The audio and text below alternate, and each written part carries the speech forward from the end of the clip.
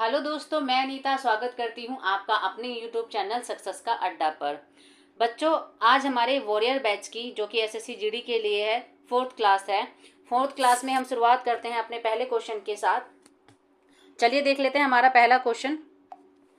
हमारा पहला क्वेश्चन है, भारत सरकार ने राष्ट्रीय मधुमक्खी पालन एवं शहद मिशन नाम की एक नई केंद्रीय क्षेत्र योजना को मंजूरी दी है, जो डैश क्रांति से जुड़ा है। ये राष्ट्रीय मधुमक्खी पालन एवं शहद मिशन को हम शॉर्ट फॉर्म में NBHM बोलते हैं। ठीक है, तो इसके ऑप्शन देख लेते हैं बच्चों। पहला ऑप्शन है नमकीन, दूसरा ऑप्शन है मीठी, तीसरा ऑप्शन है शहद और चौथा ऑप्शन है स्वर्ण। तो बच्चों इसका आंसर क्या होगा? इसका आंसर होगा मीठी। चलिए बढ़ते हैं अपने अगले क्वेश्चन की ओर। हमारा अगला क्वेश्चन डैश एक संकरी पट्टी में स्थित शोभमंडल में अत्यधिक ऊंचाई 12,000 मीटर से अधिक वाली पश्चिमी हवाएं होती हैं। इनकी गति गर्मी में 110 किलोमीटर प्रति घंटा तथा सर्दी में 184 किलोमीटर प्रति घंटा होती हैं। ठीक है, इसके ऑप्शन देख लेते हैं बच्चों। इसके ऑप्शन क्या होंगे? ये कौन सी हवाएं हैं? पहला ऑप्शन है जेट धाराएं, दूसरा है बवंडर, तीसरा है डेरेचो और चौथा है चक्रवात। तो बच्चों इसका आंसर क्या होगा? इसका आंसर होगा बवंडर। ठीक है, देखते हैं अपना अगला क्वेश्चन। हमारा अगला क्वेश्चन है बच्चों, स्वतंत्रता के बाद भारत ने डैश में अपनी पहली पंचवर्षीय योजना शुरू की। कौन से वर्ष में पहली पंचवर्षीय योजना शुरू की थी? 1952 पहला ऑप्शन, दूसरा ऑप्शन 1953, तीसरा ऑप्शन 1950, चौथा ऑप्शन 1951। तो कौन से वर्ष में शुरू की थी बच्चों? इसका ऑप्शन होगा 1951 में। ठीक है, स्वतंत्रता के बाद भारत ने जो अपनी पहली पंचवर्षीय योजना कब शुरू की थी? 1951 में। चलिए देखते हैं अपना अगला क्वेश्चन। हमारा अगला क्वेश्चन है बच्चों, 2003 में सबसे कम आयु में पद्म विभूषण प्राप्त करने वाले भारतीय नर्तकी का नाम निम्न में से क्या था? इसके ऑप्शन है, पहला ऑप्शन है उदय शंकर, दूसरा ऑप्शन है सोनल मानसिंह, तीसरा ऑप्शन है पंडित बिरजू महाराज और चौथा ऑप्शन है केलूचरण महापात्रा। तो बच्चों इसका आंसर क्या होगा?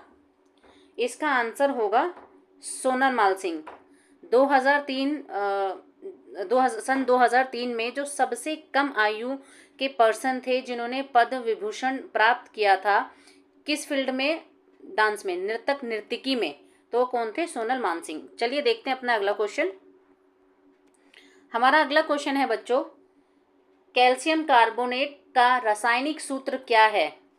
पहला ऑप्शन है CaSO4, दूसरा ऑप्शन है CaCO3, तीसरा ऑप्शन है CaCO2 और चौथा ऑप्शन है CaO। तो बच्चों इसका आंसर क्या होगा? इसका आंसर होगा CaCO3। कैल्शियम कार्बोनेट का रासायनिक सूत्र है CaCO3। ठीक है, चलिए बढ़ते हैं अपने अगले क्वेश्चन की ओर।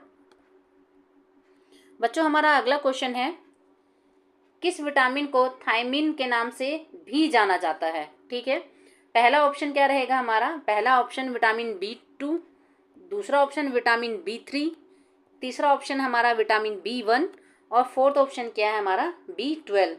तो क्या रहेगा बच्चों? थायमिन के नाम से भी जाना जाता है, किस विटामिन को जाना जाता है? Vitamin B1। ठीक है, चलिए बच्चों बढ़ते हैं अपने अगले क्वेश्चन की ओर। आई होप आप इस क्लास में अटेंटिव होंगे। देखिए हमारा अगला क्वेश्चन क्या है। अगला क्वेश्चन है हमारा, अक्टूबर 2022 में मेघालय के राज्यपाल के रूप में किसने शपथ ली? किसने शपथ ली थी 2022 में मेघालय के राज्यपाल के रूप में? पहला है बनवारी लाल पुरोहित ऑप्शन, दूसरा ऑप्शन है तथागत राय, तीसरा ऑप्शन है सत्यपाल मलिक और चौथा ऑप्शन है BD शर्मा। पीने वाली बीड़ी नहीं बच्चों, ये शॉर्ट नेम है BD मिश्रा। तो क्या है इसका आंसर बताइए बच्चों। तो 2022 में मेघालय के राज्यपाल के रूप में BD मिश्रा ने शपथ ली थी। ठीक है, चलिए बढ़ते हैं अपने अगले क्वेश्चन की ओर। हमारा अगला क्वेश्चन है बच्चों, गांधी इरविन समझौते पर किस वर्ष हस्ताक्षर किए गए थे? कौन से वर्ष में किए गए थे बच्चों? ऑप्शन देख लेते हैं पहले। हमारा पहला ऑप्शन है 1931, दूसरा ऑप्शन है 1935, तीसरा ऑप्शन है 1929 और चौथा ऑप्शन है 1933। तो कौन से सन में किए गए थे बच्चों? ये किए गए थे 1931 में। ठीक है, चलिए बढ़ते हैं अपने अगले क्वेश्चन की ओर।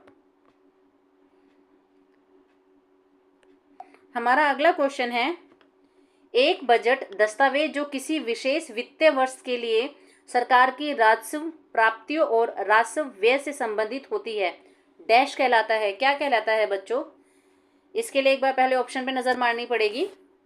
पहला ऑप्शन है राजस्व बजट, दूसरा ऑप्शन है शून्य बजट, तीसरा ऑप्शन है दीर्घकालिक बजट और चौथा ऑप्शन है पूंजीगत बजट। तो बच्चों इसका आंसर क्या होगा? इसका आंसर होगा राजस्व बजट। ठीक है, चलिए बढ़ते हैं अपने अगले क्वेश्चन की ओर। हमारा अगला क्वेश्चन है बच्चों, भारतीय संविधान में अंतिम अनुच्छेद को संख्या डैश दी गई है मई 2022 तक प्राप्त जानकारी के अनुसार। ठीक है, इसका कहने का मतलब ये है कि मई 2022 की जो जानकारी थी उसके अनुसार भारतीय संविधान के अंतिम अनुच्छेद की कितनी संख्या थी, कितने अनुच्छेद थे। ऑप्शन देख लेते हैं पहले। इसका पहला ऑप्शन है 380, दूसरा ऑप्शन है 390, तीसरा ऑप्शन है 395 और चौथा ऑप्शन है 385। तो बच्चों इसका आंसर है 395। 2022 के अकॉर्डिंग जो आर्टिकल थे, अनुच्छेद थे, उनकी संख्या 395 थी। देखिए, ठीक है, चलो बढ़ते हैं अपने अगले क्वेश्चन की ओर। हमारा अगला क्वेश्चन है बच्चों,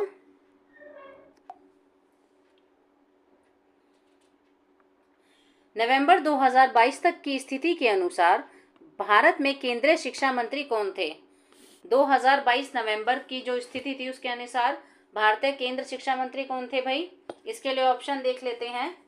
धर्मेंद्र प्रधान, दूसरा ऑप्शन है मनसुख मांडविया, तीसरा ऑप्शन है अनुराग ठाकुर और चौथा है किरण रिजिजू। आंसर दीजिए, आप भी कुछ ट्राई कीजिए, कमेंट बॉक्स में आंसर कीजिए बच्चों। क्या रहेगा इसका आंसर? इसका आंसर रहेगा धर्मेंद्र प्रधान। ठीक है, नवंबर 2022 में जो केंद्रीय शिक्षा मंत्री थे वो थे धर्मेंद्र प्रधान। चलिए बढ़ते हैं अपने अगले क्वेश्चन की ओर। क्वेश्चन है, 2011 की जनगणना के अनुसार केंद्र शासित प्रदेश का लिंगानुपात सबसे अधिक है कहाँ पे? देखते हैं इसके ऑप्शन बच्चों। इसका पहला ऑप्शन है लक्षद्वीप में, दूसरा है पुदुचेरी, तीसरा है दमन और दीव और चौथा है चंडीगढ़। तो बच्चों इसका आंसर क्या होगा? इसका आंसर होगा पुदुचेरी। चलिए बढ़ते हैं हमारे अगले क्वेश्चन की ओर। हमारा अगला क्वेश्चन है, डैश को भारत में गुजराती नववर्ष के रूप में मनाया जाता है। किसको भाई नववर्ष के रूप में मनाया जाता है?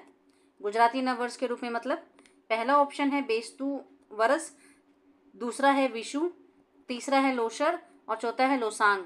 तो बच्चों इसका आंसर क्या होगा? इसका आंसर होगा अपना बेस्तु वरस। चलिए बढ़ते हैं अपने अगले क्वेश्चन की ओर। हमारा अगला क्वेश्चन है बच्चों, चीनी उद्योग के लिए प्राथमिक कच्चा माल डैश है। क्या? रासायनिक स्वीटनर पहला ऑप्शन, दूसरा ऑप्शन शकरकंद, तीसरा ऑप्शन सेब और चौथा है गन्ना। तो बच्चों इसका आंसर क्या होगा? आसान सा है, थोड़ा बताने की कोशिश कीजिए बच्चों।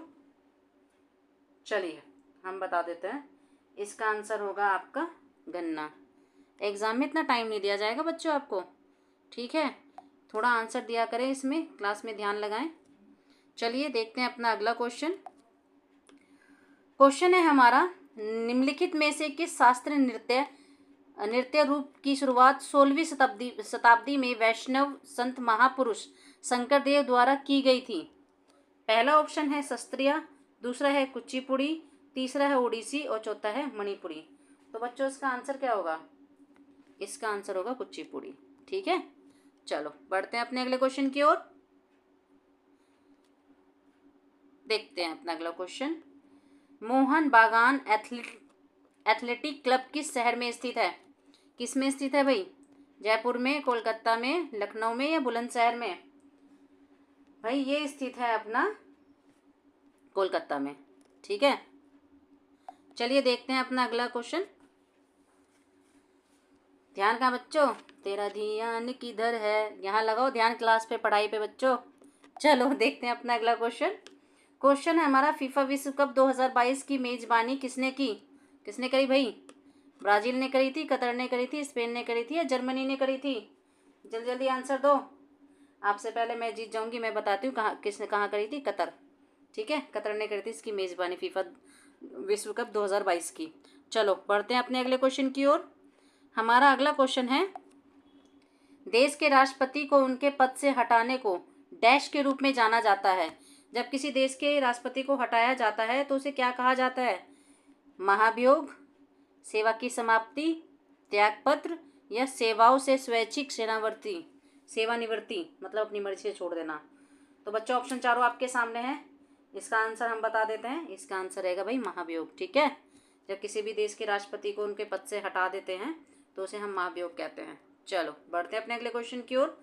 हमारा अगला क्वेश्चन है बच्चों, निम्नलिखित यूनानी शासकों में से किसने मैगस्थनीज को चंद्रगुप्त मौर्य के दरबार में भेजा था?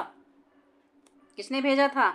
सेल्यूकस निकेटर, अमिनटास द्वितीय, अमिनटास तृतीय और फिलिप द्वितीय। उस समय भी कितने मतलब बोल्ड लेटेस्ट नाम होते थे, टफ नाम। चलो खैर नामों पे ज़्यादा ध्यान नहीं देते, अभी हम आंसर पे ध्यान देते हैं। इसका आंसर क्या होगा भाई? इसका आंसर होगा सेल्यूकस निकेटर। चलो बढ़ते हैं अपने अगले क्वेश्चन। क्या है? विरासत का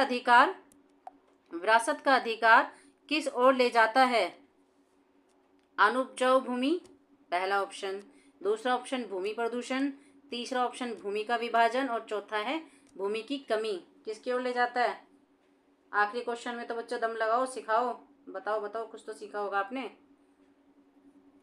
कमेंट बॉक्स में आंसर दीजिए, इसका क्या रहेगा? इसका आंसर रहेगा भूमि का विभाजन। ठीक है, चलो बच्चों आज की क्लास हमारी समाप्त हुई। वॉरियर्स जीडी बैच है, डेली हम 20 क्वेश्चन इसमें डिस्कस करते हैं। आज के 20 क्वेश्चन समाप्त हो गए हैं और अगली क्लास आपको होपफुली कल मिलेगी। क्लास में कंटिन्यू बने रहे और कंटिन्यू क्लासेस देखने के लिए आपको चैनल सब्सक्राइब करना पड़ेगा। वीडियो पसंद आए तो लाइक भी कीजिएगा, सपोर्ट कीजिए, शेयर कीजिए। और हाँ, मैंने ये चीज़ एक बार और रिपीट करनी है कि हमारे ऑफलाइन बैच एसएससी जीडी के लिए शुरू हो गए हैं। डेमो सेशन ऑफलाइन बैच है ये हमारे सक्सेस का अड्डा, अमर कॉलोनी मीत नगर में कोचिंग सेंटर है। नंबर हम लोग नीचे डिस्क्रिप्शन में दिए रखते हैं। ठीक है, तो नंबर देख लीजिएगा, एड्रेस देख लीजिएगा, कुछ इंक्वायरी लेनी हो तो। बाकी चलिए मिलते हैं अपनी अगली क्लास में। बाय बच्चों।